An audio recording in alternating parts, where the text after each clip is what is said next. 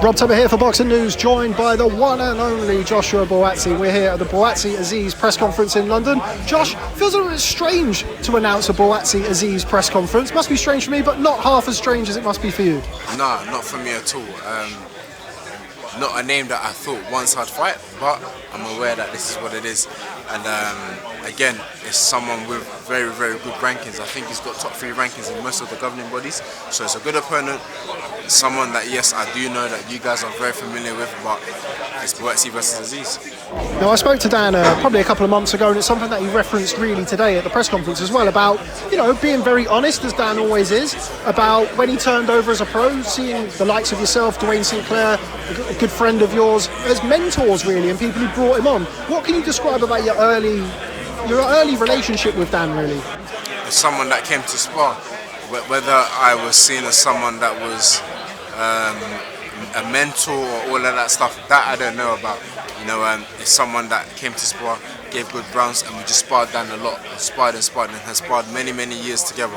So I don't have the mindset that it was a mentor or me helping someone or whatever it is. We helped each other, you know what I mean? So it's now someone that I have to fight. So yeah, I don't have that narrative of someone that I was helping or someone that looked up to me or whatever it is. I'm not aware of that. Is this similar in a way to when you boxed Craig Richards, somebody who kind of knew a little bit in the circuit? I know you know Dan probably slightly better than you know Craig. Yeah, it's a bit of that, but again, like you said, I know Dan a lot better, so it's a bit different, but it's the same thing. Like, yeah, it's going to be an opponent, someone I'm familiar with, all of that stuff, but it's an opponent. How do you rate Dan now compared to when he was at the start of his career? What do you make of him now as a fighter? Very good fighter. We've seen fight by fight him improving. Sky been putting him out there. He's doing very well, winning. Got very, very good rankings. The British, the European, the Southern, the Commonwealth. He's got everything. Do you know what I mean? So as much as I can say he's good, the world rankings have him as a good opponent, and the belts he's got to speak for himself as well. Just want to touch upon one of your throwaway comments at the press conference today about a certain Ben Shalom. I think paraphrasing, you said he should be introduced as Team Azeez. Why did you say that? Yeah, it should be, man. He's Team Azeez, but that's part of it, man. I think that's who he wants to win. Which doesn't matter, but I want to let him know that, yeah, I see it. Like, that's your man there. I'm going to point it out. It doesn't matter to me, but I'm going to point it out. So that's what it is, man. I know you have your own motivations going into a fight, but does that just give it a little tiny extra edge? Of course it is. If you know that you're going to beat the main guy or someone that the promoter wants to win or the setup wants to do well, it gives you a little bit of drive to say, yeah, I'm going to come and tear the script, as they say.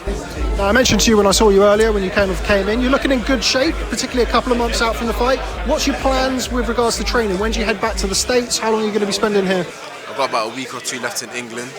Could be less than that, but I will go to the States eventually and finish off camp there. But right now, people are like, oh, when does camp start? And I'm like, we've started training ages ago. We started training a very long time ago. So yeah, training's already been on the way. Like I said, another week or 2, then I head back out. When you fight in somebody that you've got so much experience with, somebody like Dan, both inside the ring and outside of the ring, how does that change your preparations, or is it just another body when it comes into the gym? For me, it's another opponent. I try not to personalize things too much. Of course, I'm now knowing that, let me learn some new things. Let me show a different look, because he's going to be familiar with certain things. So it's going to be up to me now to show a different look and to show things that I've been working on, things that I've been learning. So I do look forward to that. I think, yeah, he'll be familiar with certain things, but there's also a whole lot of new things that he wouldn't be familiar with. This is kind of, essentially a final eliminator. You're both very well ranked across the board with the governing bodies. Is this fight the fight that you needed, that you felt that you needed before a world title, or was it just the fight that you particularly landed on? Well, it's a final eliminator, and it enables me to fight for the world title next, so I don't think, I don't think there's anything negative that I can say about it. I think there's a bit of talking about it just because it's someone that we're like, oh, we know this guy so well. Yeah, we know him, but he's a good fighter. He's got good rankings, and it's a final eliminator, and the winner will go on to fight for the championship belt. Second fight under the stewardship of Boxer, back on Sky Sports. Just want to go back to your fight with Pawel Stepien. I've not spoken to you since then. What did you make of your performance? Back then, I was like, damn, a week or two, I was like, should have got rid of him, Josh, should have done this, should have done that. But I look back at it now and I said, you know what, I got 10 good rounds that I needed because I hadn't boxed for almost a year. So the 10 rounds then was needed. Even now, I say, yeah, I should have stopped him in like the 9th round or something. But yeah, I could say it's someone that shouldn't have hung about with me, but also the rounds were valuable. So I'm glad that I did get the rounds in. Coming back onto Sky Sports, having this platform and getting this big fight against Dan Azeez, who's just making his way past you just there. How important is it that you not only win this fight, but win this fight well? You know, you've kind of, you went off your own back, and I was at the announcement press conference at the Sky Boxer press conference, you said, look, this is where I want to be. I want people seeing my fights. How important is it that people come away from October the 21st and say, wow, that Joshua Buatsi, when do I see him box again? It's imperative, it's very, very important. So I will be preparing to do a show like that, and I think the opponent that I do have will allow that kind of fight to occur, and that kind of occasion and that kind of competition where you leave and think, you know what, that was a good fight. Buatsi boxed well, he done well, all of that. So yeah. And just want to grab your opinion on this past weekend. Anthony Joshua, somebody you know very well, returned through with a stoppage win over Robert Helenius. I saw that you were in attendance. What did you make of his performance? Icing on the cake, got the knockout, you know, and I'm very happy he got that. Still very, very upset about the booings that came. That hurt me a lot. Wasn't happy to hear that from a lot of casual fans that wouldn't survive a second in his boots. So it was good that he got the icing on the cake, which was the knockout.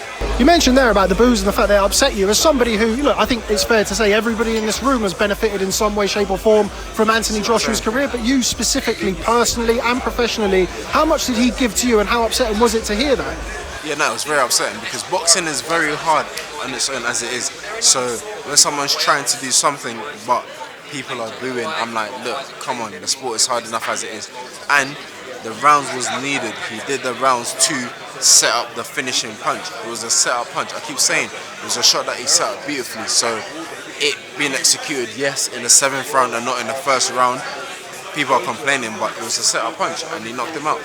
Final one from me, somebody who's had a few things to say in the build-up to this fight, somebody who knows you both well, Mr. Anthony Yarde. Now, I know you well enough at this point, Josh, to not talk to you about a fight that isn't materialising, but with that carrot in the distance, a big all-domestic bout with Anthony Yarde, that's what we're in the game for, isn't it? Yeah, man. I mean, it would be nice if after this fight, of course, winner gets a shot at gold, we take that, and then the Yarde fights happen.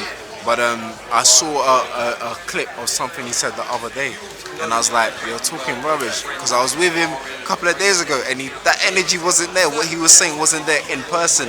When I'm next to you, when you can say what you want to say, but on the cameras, somewhere else where I'm not there, there's a different energy, and I think that's fake, man. Keep the same energy you got on camera when you see me. Don't be like acting all weird on camera, but when you see me, it's like, oh yeah, Buatsi, like.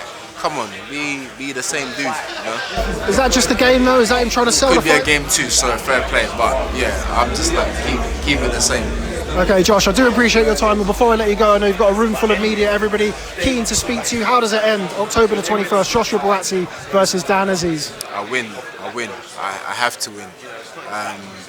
I'll win, man. I don't want to elaborate, but I make sure that I win. That's what I have to do. Okay, Joshua Buatsi, always a pleasure. Thanks very much for speaking to Boxing News, and let's catch up soon. Thank you, man. Thank you, man. Thank you, man. Appreciate it.